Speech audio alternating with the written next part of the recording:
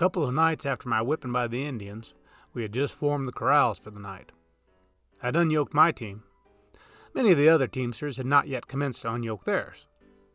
The captain rode up to me and ordered that I take the cattle to water before I picked up my yokes and chains.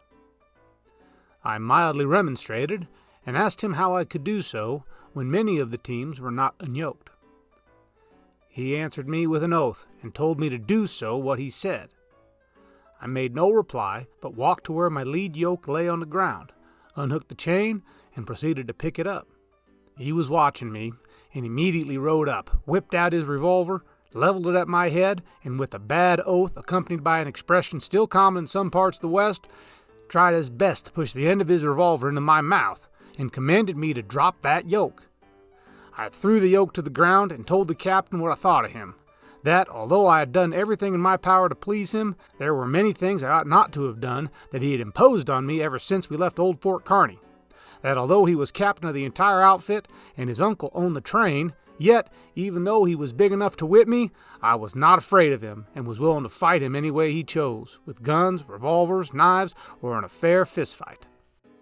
By this time, many of the bullwhackers had gathered around us and were urging me on by yelling, "Go for him, Brat! Go for him, Brat! We'll stay by you!" All the outfit, including the wagon masters and assistants, hated him. Some of these men pulled him off his mule and took his revolvers and knife from him. This done, I threw my revolvers and bowie knife to the ground, and in a few seconds we were both fighting in dead earnest, and I was soon getting the worst of it. He not only punished me with his fists, but jabbed his spurs in my neck. He was a giant compared to me. The men pulled him off me once, but I went at him again, and finally got the lobe of his left ear in between my teeth, and though I'm sorry to tell it, I did not let go until I spit a part of his ear on the ground. He finally got up amid the taunts and jeers of the crowd of bullwhackers, picked up his revolvers and knife, put a dirty old red handkerchief to his bleeding ear, and started for his wagon, swearing he would fix me yet. I came out of the fight badly used up. My face was covered with blood, some teeth missing, but with many congratulations from my fellow bullwhackers who promised to stand by me should he tackle me again.